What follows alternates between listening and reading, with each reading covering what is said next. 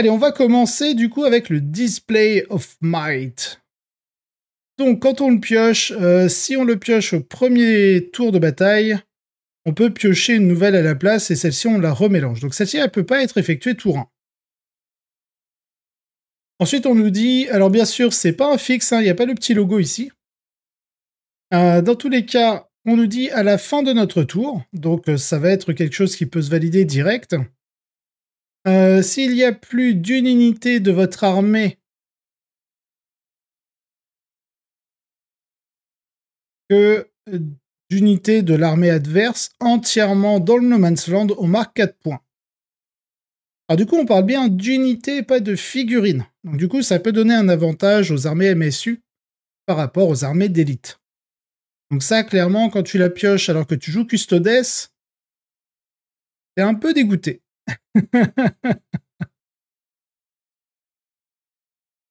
Donc ok, intéressant comme nouvel objectif. Alors là, je vais zoomer un peu et je peux pas. Je vais faire. Il est où? Il est là.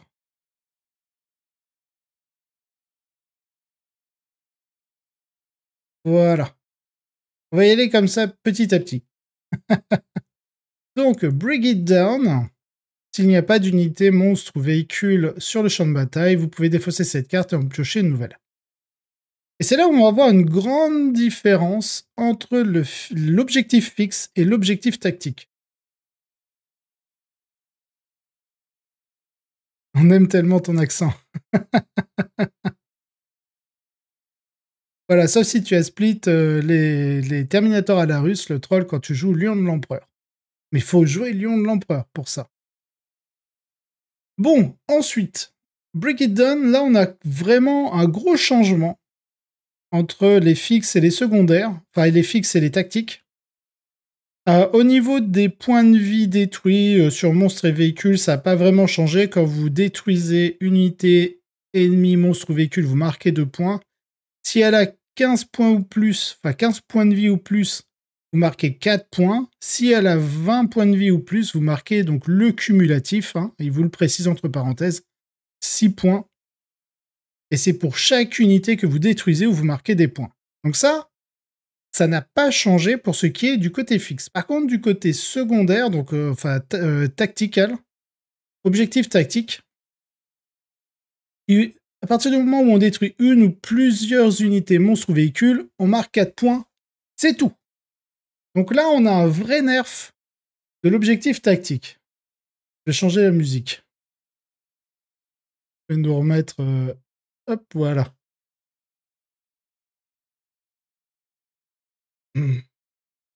Donc, gros nerf pour l'objectif tactique, et je pense que c'est pas plus mal pour redonner un petit peu d'intérêt aux objectifs fixes. Oui, vous voyez pas, voilà, 4 points de victoire. Je cadre mal en même temps. Voilà, voilà. Ensuite, on va avoir un nouveau Kill the Horde. Alors, lorsqu'on est en objectif fixe, on va marquer 5 points à chaque fois qu'une unité d'infanterie avec un effectif de départ de 13 ou plus, incluant les unités attachées. Si on inclut les unités attachées, donc sont détruites, les unités attachées, ça veut dire unité plus personnage. Donc ça, c'est un grand changement sur le Kill the Horde, parce que sur le Kill the Horde actuel, on exclut les personnages. Et en plus, il faut avoir un effectif de 20 et plus. Ouais, c'est ça, de 20 et plus, et plus de 25 points de vie, je crois. Bref. Donc là, on va avoir un effectif de 13 plus avec les unités attachées. Donc clairement, il va falloir faire attention aux armées de Horde, parce que du coup, en fixe, ça peut donner pas mal de points. Ouais, RIP Astra. Après, on a aussi, par exemple, la Black Tide en Black Templar. On a aussi, comment ça s'appelle, toutes les unités nouvelles qu'on a, par exemple, dans le codex World Eater avec les Berserk, où on peut en avoir 20 maintenant. Pareil pour les Blood Claw que l'on a vu aujourd'hui. dans le stream de cet après-midi. Donc voilà, maintenant ça évite les packs de 10 thermiques qui proc le cul. C'est ça.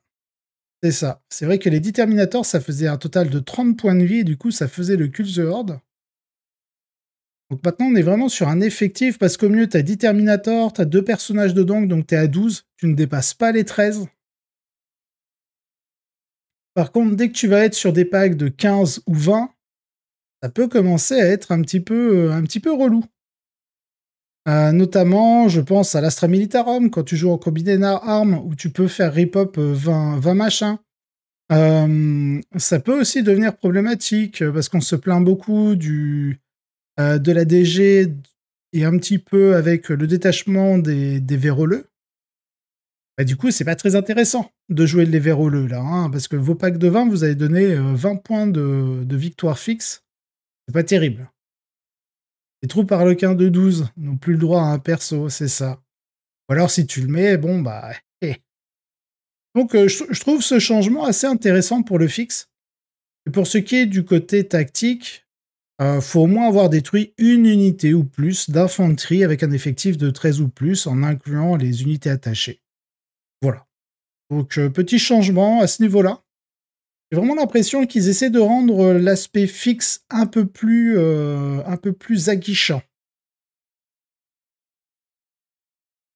Ensuite, hop là. Voilà, on va faire comme ça. Je vais devoir me débrouiller un peu. Ok. Alors du coup, maintenant, on a nos prisonniers qui devient un secondaire fixe. Ici. Nos prisonniers est un secondaire fixe. Ça, c'est un sacré changement. Parce que du coup, on a Brigid Dawn, Kill the Horde qui sont vraiment misés sur de la destruction. Et là, on a nos prisonniers.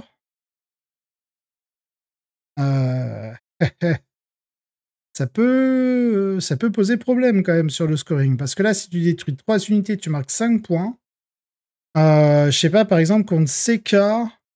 Ah, quoique, contre CK, c'est pas terrible, hein, le fixe. Alors attendez, c'est each time. Ah non, pardon, c'est une unité de bodyguard.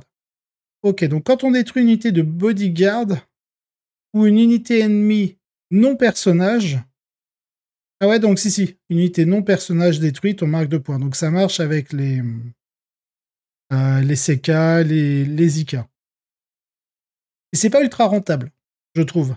Parce que, on va dire que CK, je crois que tu as 6, 12, tu as 13. Vu qu'il faut que tu en détruises 3 pour 5 points, ça fait 4. 4 fois 3, 12. Donc 4 fois 5, 20. Si, en fait, faut détruire... en fait, le CK, si vous détruisez tous les dogs sauf un, vous faites 20 points. Mais il faut en détruire que 3 par tour. Voilà. Et ça, c'est en tactique. Bah, à chaque fois que tu détruis une unité bodyguard ou une unité ennemie non personnage, donc ça marche, parce que les dogs, tu as qu'un seul personnage, et tout le reste, ce sont des unités non personnages. Des unités ennemies non personnages, donc c'est bon, ça marche. Par contre, ce qui ne va pas marcher, ça va être, par exemple, Be'lakor, Marneus Calgar, Robout Gilliman. En gros, à partir du moment où c'est une unité personnage, ça ne marche pas. Je pense qu'ils veulent faire la différence avec Assassinat.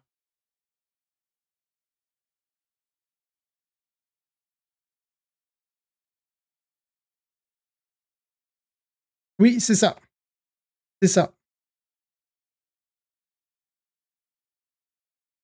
Alors, ce n'est pas uniquement les bodyguards, hein, en fixe, les copains. Faut lire, hein. Ou, unité ennemie non personnage. Donc, ça veut dire que tu ne marques pas sur Be'lakor, Marneus Calgar, Robout Gilliman, etc. Et effectivement, sur une unité de bodyguard, tu ne marqueras pas les 2 points supplémentaires si tu tues en plus le personnage. Donc, tu n'as aucun intérêt à faire des attaques de précision si tu veux scorer nos prisonneurs. Parce que précision, c'est pour aller tuer un personnage, Et là, t'as pas envie, parce qu'il faut tuer des non-personnages et des unités bodyguard pour marquer des points. Let's go, je pars en croisade. Ceci dit, j'aurais mieux scoré comme ça ce week-end dernier. Je m'étonne. Pour encore le bring et l'assassinat pour les gros démons. Ouais. Pour éviter les doubles points avec assassinat et no prisoners. C'est ça. Non, c'est très bien pensé. Et enfin, du coup, en tactique, là, on s'en fout. C'est juste des unités ennemies. Donc, en gros, tu détruis 3 unités ennemies, tu fais tes 5 points. Voilà. Et je trouve ça intéressant qu'ils le mettent en mince. Ah, en fixe. Alors, ensuite, ça m'embête à chaque fois de changer ça. Attendez. Mettre ça comme ça. Je pense que vous voyez très bien si je me mets comme ça. Hop. Voilà, je fixe. Je pense que vous voyez quand même très bien comme ça. Je regarde sur le stream, ça va changer. Avec les quelques secondes. Ouais, je pense que vous voyez très bien comme ça en plus. Allez, let's go. Alors, hop, on va bien se... Voilà, comme ça, vous avez les 3. Donc, ça va bien, oui. Ouais, c'est juste qu'en fait, moi... En fait, moi, je vois... En fait, j'ai le retour en plus petit. Et des fois, j'ai l'impression que vous voyez pas, mais quand je me mets sur mon retour, vous voyez très bien, en fait. C'est juste moi, voilà. Bon, bref. Ensuite, on a... Du coup, ce n'est pas des fixes. Ah, je les ai peut-être pas pris. Ah oui, ouais, ok, c'est là. En gros, on a 9 fixes. Ouais, c'est ça, on a 9 fixes. Ok. Je les ai pas mis dans l'ordre. Je pense que vous ne vous offusquerez pas. Et si vous vous offusquez, bah tant pis pour vous. Secure No Man's Land, il me semble qu'il bouge absolument pas. 2 points pour contrôler un seul objectif dans le No Man's Land. 5 points pour contrôler les deux. Ça ne change pas. Salut Stormgriff. Market for Death. Alors là, on a une petite nouveauté pour Market for Death. Donc vous avez toujours votre adversaire qui choisit 3 unités dans son armée. S'il n'en a qu'une ou deux, bon bah il choisit forcément celle-ci. Ensuite, les unités sélectionnées par votre adversaire sont ce que l'on appelle des unités alpha. Oui, c'est ça, Stormgriff. Ce sont les nouveaux. Donc, les unités choisies par votre adversaire, ce sont des unités alpha.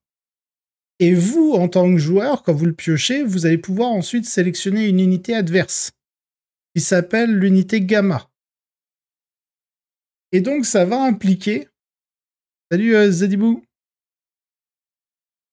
Non, t'arrives pas trop tard, on a fait 4 objectifs avant, sur les 19. Bien sûr, l'épisode sera en rediff, hein, comme d'hab. Je pense que je la mettrai en ligne demain sur YouTube.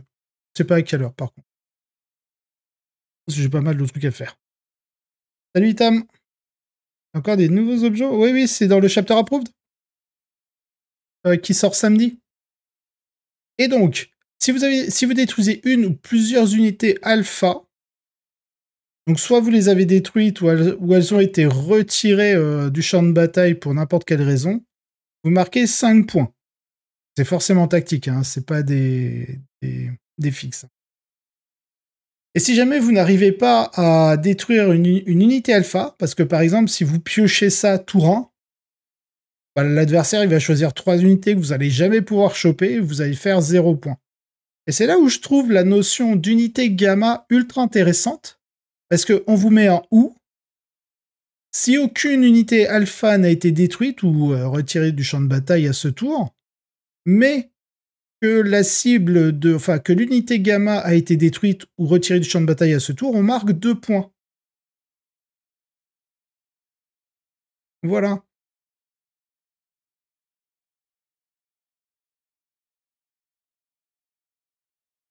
Zadibou, c'est parce que t'es pas sur... Parce que déjà, ça veut dire que t'es pas abonné à ma chaîne YouTube. Donc tout le monde peut huer Zadibou. Et que t'es pas sur mon Discord. Donc tout le monde, vous avez le droit de huer Zadibou. Allez-y. Voilà, bouh, Zadibou, bouh. Ah bah, je viens de voir le pop-up de YouTube. Bouh. Zadibou, il se réveille, tu sais. Si je suis abonné, je suis même pas sur Discord, je suis vieux. Pas de soucis, Zadi. Mais si, cet après-midi, on a stream le codex Space Wolf. Donc du coup, gros changement, enfin gros changement, c'est un bon changement. C'est plutôt dans ce sens-là que je veux le dire pour Market for Death, parce que trop souvent tu l'as pioché, l'adversaire choisissait 3 unités, tu pouvais rien y faire, et là maintenant l'adversaire choisit 3 unités, toi tu en choisis une, normalement tu vas choisir une unité où tu es quasiment sûr de la détruire, et donc au moins tu feras 2 points. Donc franchement c'est cool. Moi je suis vieux. Fort pour contraindre l'adversaire sur ses choix de blink. Ouais, c'est ça. Non, c'est très intéressant. Du coup, on passe en gros à 4 unités à choisir. Sauf exception. Hein. Vraiment, les fois où Market... Je crois que ça m'est arrivé sur toutes les parties que j'ai faites, ça m'est arrivé une fois où le gars pouvait pas me Market for Death. Genre, ça m'est arrivé une fois où il avait plus d'unités à choisir. Que soit c'était déjà tout parti en réserve pour revenir ensuite ou autre. Donc, ça m'est arrivé qu'une fois. Donc, souvent, vous allez avoir 3 unités choisies par votre adversaire, vous, une où vous êtes sûr de marquer au moins 2 points. Parce que maintenant, je vois de plus en plus d'armées ont des générateurs de points de commandement supplémentaires. Donc, ça devient, je pense, de moins en moins intéressant de défausser un secondaire pour gagner un point de commandement supplémentaire.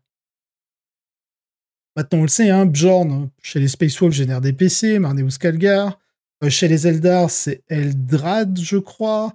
Chez le culte Genestealers, vous avez une unité sur un 4+, comme les grottes chez les orques aussi. Enfin voilà, il y a des mécaniques comme ça, de génération de points de commandement supplémentaires, de plus en plus présents dans les listes d'armées. Donc, indirectement, le mieux, c'est de s'en servir pour scorer un maximum. TSA, il y en a pas. Ouais. Alors après, c'est vrai que j'ai pas lu le nouveau codex. Il n'y a pas de génération de points de commandement? Votan, je suis bien content de défausser. Oui, c'est vrai qu'encore Votan. Voilà, vous avez encore quelques factions. Mais je suis étonné que le TS, vous ayez pas un gars qui a une mécanique pour générer. Bon, j'irai le lire plus tard. Juste via Keros, c'est vrai. Mais en même temps, si tu joues Keros, tu peux le jouer que dans un seul détachement, celui qui accepte les démons. Donc c'est pas dans tous les détachements. Je me suis fait renforcer par une liste gros démons. Enfoncé. Bon. Ouais, c'est ça. Va falloir choisir en gros entre le défausser ou marquer les points. Ensuite, on va voir Defense Stronghold. Il me semble qu'il y a 0 changement. Parce que si vous le piochez au premier round de bataille, bah, vous pouvez le recycler. C'est toujours à la fin du tour de votre adversaire ou à la fin de la bataille, dépendamment de qui a commencé en premier. Vous contrôlez un ou plusieurs marqueurs objectifs dans votre zone de déploiement et à la fin, c'est à la fin du tour de l'adversaire, 3 points de victoire. Donc pour moi, il n'a pas du tout changé. Ensuite, Engage on all front. Là, on a un petit changement. Et je pensais notamment à Daisy pour cet objectif-là, qui est... là, c'est 6 objectifs fixes hein, que l'on va voir. Engagé sur tous les fronts. Donc, il faut toujours être à plus de 6 pouces du centre du champ de bataille. Vous divisez en 4 quarts. Si vous avez 2 unités dans un quart de... Enfin, si vous avez une unité dans 2 quarts de table, c'est 1 point de victoire. 3 unités dans un quart de table différent, c'est 2 points. Et si vous avez les 4 quarts différents, c'est 4 points de victoire. Et je trouve ça sympa qu'ils aient mis le petit point de victoire supplémentaire. Des fois, tu es là, tu fais, bah, je peux pas être dans le 3e et bah, pas de bol. Et donc là, on va aller gratter ce petit point de victoire. Donc un petit changement, pas non plus dingue, hein, mais qui force quand même à avoir des points de victoire. 0 génération de PC. Habilité que Harryman. Une honte. Ah, vas-y, Dibou. Je ne dirai rien de plus sur la DG. Mais ouais, c'est ça, Citri. Ça permet vraiment de gratter un petit peu. Stormos Style, il me semble que lui n'a pas changé. Parce que c'est toujours, vous contrôlez un ou plusieurs objectifs marqueurs qui étaient contrôlés par votre adversaire au début du tour. Ou alors, si votre adversaire n'a aucun marqueur objectif, il suffit de contrôler un objectif que vous n'aviez pas au début du tour. Sachant qu'oubliez pas, hein, Stormostal objectif, vous pouvez le faire dans la zone de déploiement adverse.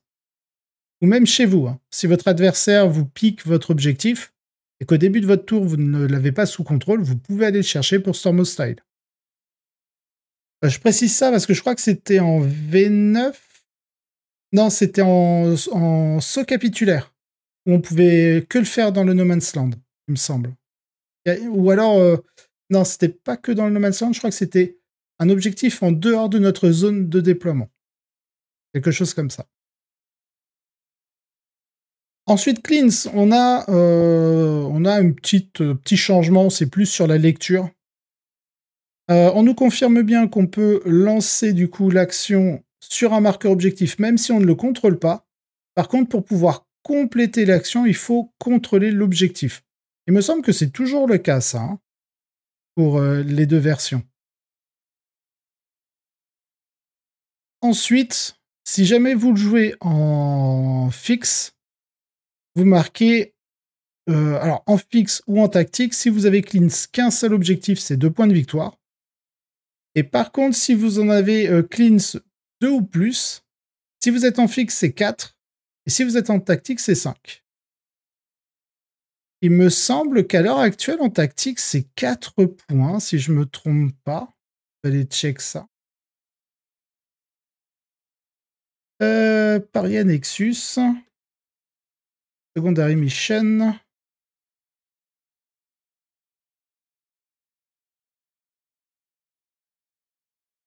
Et où mon cleanse? Cleanse.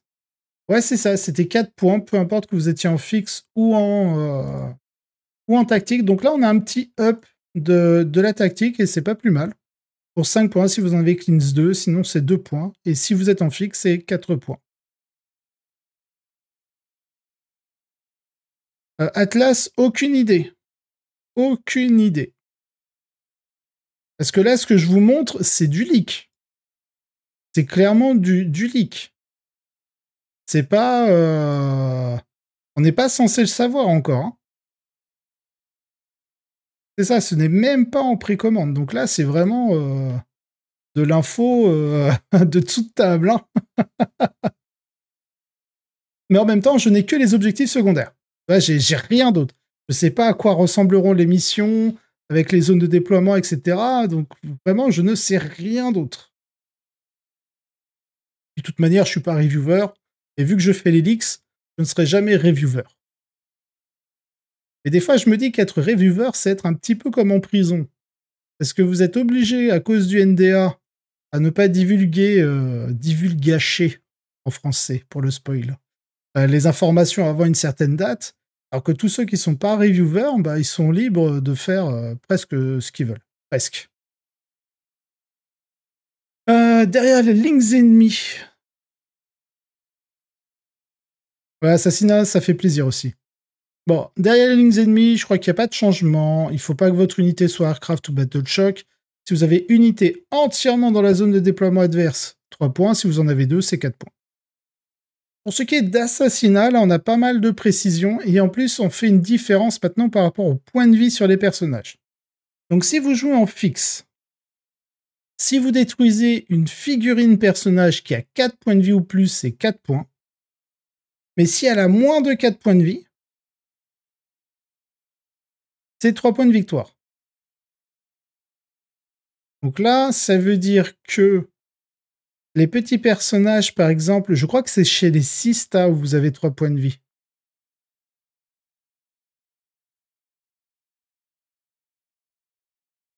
Les petits QG Astra aussi, oui. Vous avez aussi les LANMEC.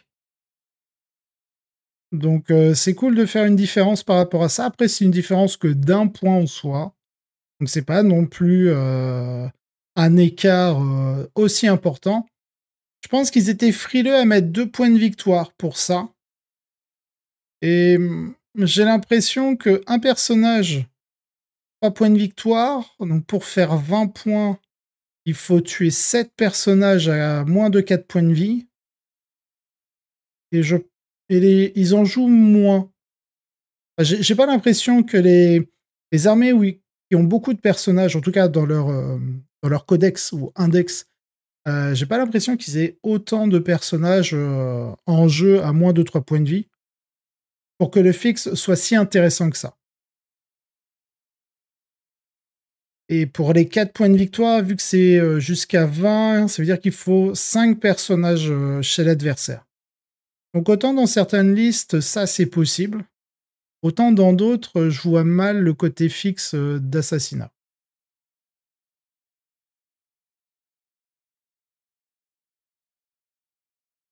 À tous mes buffers taux. C'est vrai que les taux, vous avez pas mal de persos. L'archonte, oui aussi. Non, ça n'a pas 4 PV un archonte? Bon, bref. Ensuite, sur le côté tactique, là, c'est peu importe si vous, à partir du moment où vous avez détruit au moins une figurine personnage, peu importe le nombre de PV, c'est 5 points. Et vous avez le cas où si tous les personnages ont été détruits, quand vous le piochez, c'est 5 points.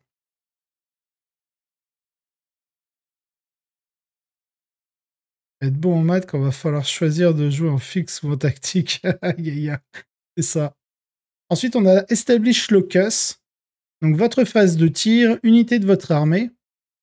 À la fin de votre tour, si cette unité est à portée de la zone de déploiement de votre adversaire ou à 6 pouces du centre du champ de bataille, vous complétez Establish Locus. Donc ça n'a pas changé. C'est toujours. Ah si, ça a peut-être changé là. C'était pas. Non, non, bah non, c'était 2 au centre et 4 dans la portée comment ça s'appelle de la zone de déploiement adverse. Je check vite fait. Non, ouais, c'est ça. C'était la même chose. Donc lui n'a absolument pas changé.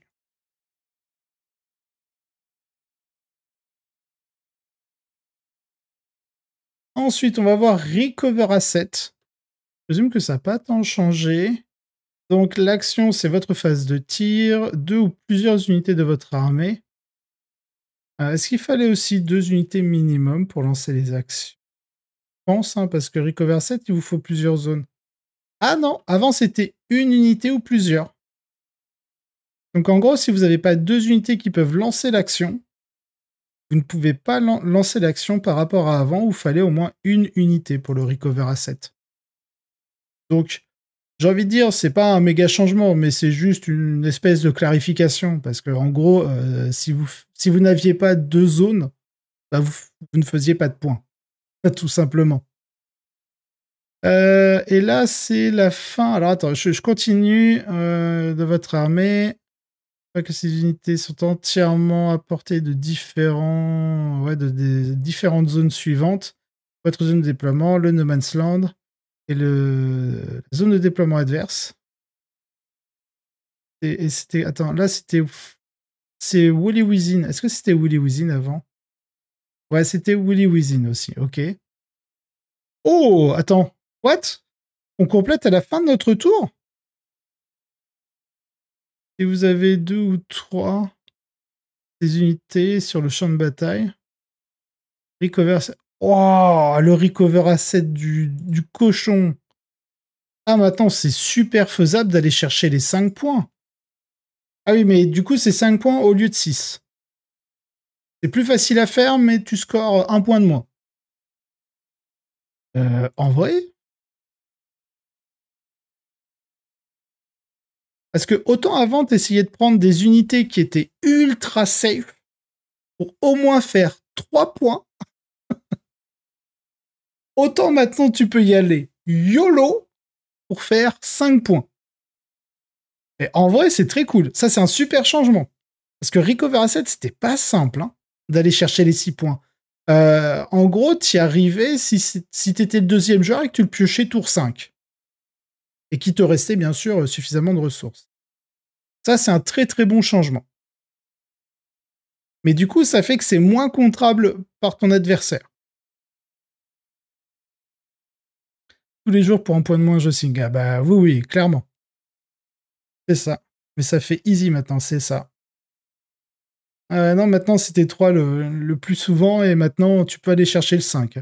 Ah, c'est un très très bon changement. Ensuite, à Réadénial, je crois que ça n'a pas changé.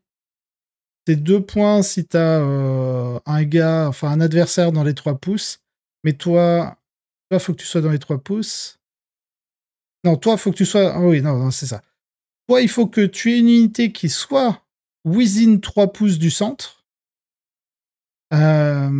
Si t'as pas d'unité ennemie à 3 pouces du centre, tu marques 2 points. Si t'as pas d'unité ennemie à 6 pouces, tu marques 5 points, c'est ça.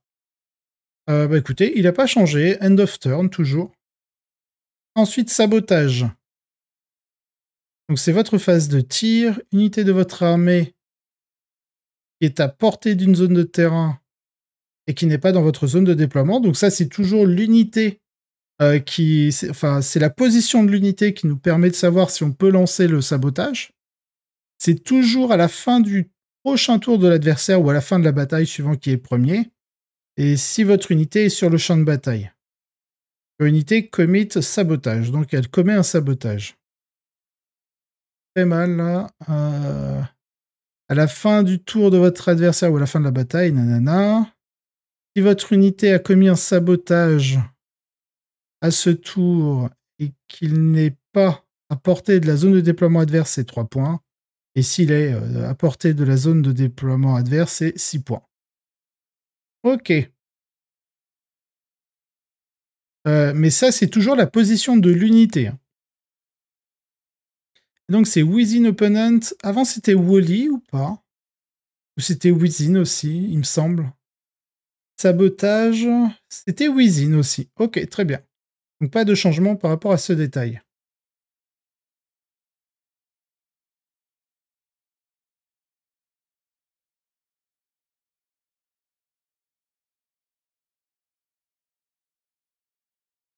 Ensuite, on repart sur les standards. Donc on a Overwhelming Force. Bon, de toute façon, c'était aussi des standards. Ah bah c'est la fin. On est déjà à la fin. Et donc on a Overwhelming Force. Je pense pas que ça ait changé. Alors attendez, ils nous mettent une note de designer. Quand cette carte est active, à chaque fois qu'une unité ennemie qui a débuté le tour à portée d'un objectif marqueur est détruite, vous marquez 3 points et maximum 5. Les meneurs, enfin les unités bodyguard et meneurs à compte séparément pour ce qui est du scoring de cette mission secondaire. Si l'unité attachée a commencé le tour à portée... Ah, donc ça veut dire que ton personnage n'est pas obligé de commencer à portée... Enfin, le personnage meneur dans son bodyguard, donc l'unité attachée, à partir du moment où l'unité attachée débute son tour à portée d'un marqueur objectif, même si le personnage meneur mène l'unité bodyguard dans l'unité attachée, n'est pas lui-même à portée de l'objectif, du coup, quick. Tu scores quand même. Ouais, c'est ça. Il me semblait qu'il y avait un truc comme ça.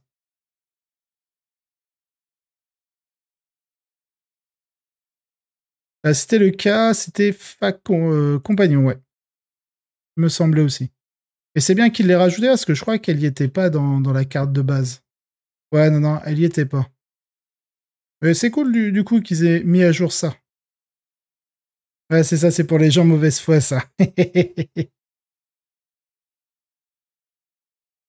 Ensuite, on a Extend Battle Line. Bon, ça, je pense pas que ça ait changé non plus, parce que tu dois contrôler ta zone de déploiement et un marqueur objectif dans le No Man's Land pour faire 4 points.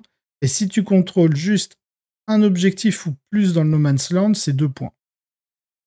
Est-ce qu'il n'y a pas une... Ça, j'aime bien vérifier, parce que des fois, j'ai des doutes. Je peux dire que le doute m'habite. Ouais, la seule... Ouais, c'est Extend. Ouais, c'est ça. La seule différence qu'il y avait, c'est qu'autrefois, on disait, si vous... si vous avez seulement une unité sur le champ de bataille qui contrôle un marqueur objectif dans le No Man's Land. Vous marquez 2 points de victoire. Donc ça supputait que vous n'aviez qu'un seul objectif dans le No Man's Land à contrôler, enfin, sous votre contrôle. Et donc, il ne fallait pas en contrôler d'autres. You only have one unit on the battlefield and that unit control one objective marker. Bon, bref. C'est un wording de merde. Il me semble que c'est fax. Et là, maintenant, c'est peu importe le nombre que vous contrôlez dans le No Man's Land. En gros, c'est vous contrôlez dans le No Man's Land, mais pas chez vous, c'est 2 points. Basta. Donc ça, c'est bien. Encore une clarification. Et le retour, c'est ça, de Attempting Target. Votre adversaire doit sélectionner un objectif dans le No Man's Land pour être votre Attempting Target. Et donc, à la fin de n'importe quel tour de joueur, si vous contrôlez le Tempting Target Objectif Marker, vous marquez 5 points de victoire. Ça, c'est plutôt cool que ce soit revenu. Et donc, voilà pour les objectifs secondaires. Je trouve que les changements sont plutôt sympas, assez intelligents. Ça permet énormément de gratter des points. Typiquement, quand on est dans un jeu par équipe et qu'on se fait un petit peu doser ou alors qu'on a un mauvais match-up, en fait, tous les petits changements du style engagé sur tous les fronts, tu peux gratter 1 point. Qu'est-ce qu'il y a d'autre?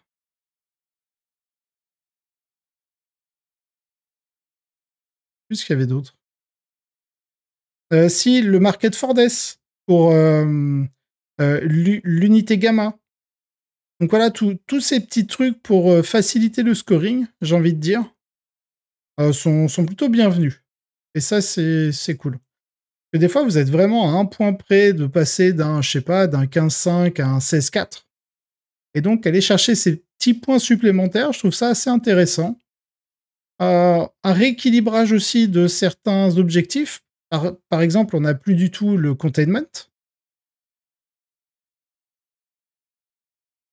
C'est ça, la classe, le containment a l'air d'être parti. Sachant qu'on a donc le retour de Tempting Target, puis on a celui-ci aussi. Alors, je sais pas pourquoi il était photographié à part. Le Display of Mate, où à la fin de votre tour, si vous avez plus d'unités de votre armée que de l'armée adverse entièrement dans le No Man's Land, c'est 4 points de victoire.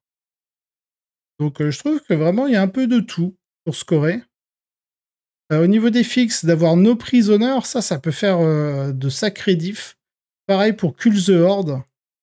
J'ai l'impression qu'ils ont quand même essayé de remettre au goût du jour les fixes pour qu'ils soient plus intéressants des fois que la tactique. Le grand exemple, c'est le Brigade Dawn, hein, où en fixe, vous pouvez potentiellement aller chercher les 6 points sur une unité de 20 PV ou plus, alors qu'en tactique, si c'est une 20 PV ou plus, c'est que 4 points. Hein. Ah, c'est ça le vrai nouveau? Sûrement, peut-être. Seul qui aime. Avec le nouveau système de cartes complémentaires, c'est 6 points d'écart. Le fait de pouvoir gratter plus de petits points, c'est important, c'est ça. Sans doute parce qu'il est totalement nouveau. Et le fameux rituel. Par contre, en solo, le scoring WTC fait beaucoup moins sens maintenant. Peut-être parce que 19, c'est pas un multiple de 3.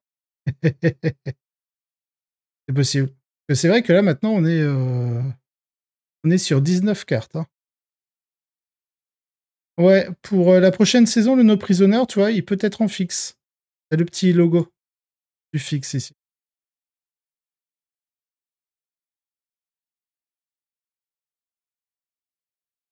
Et sur le scoring, il faut détruire des unités bodyguard et ou des unités non personnages. Donc en gros, il faut détruire des unités non personnages. Et vous marquez des points.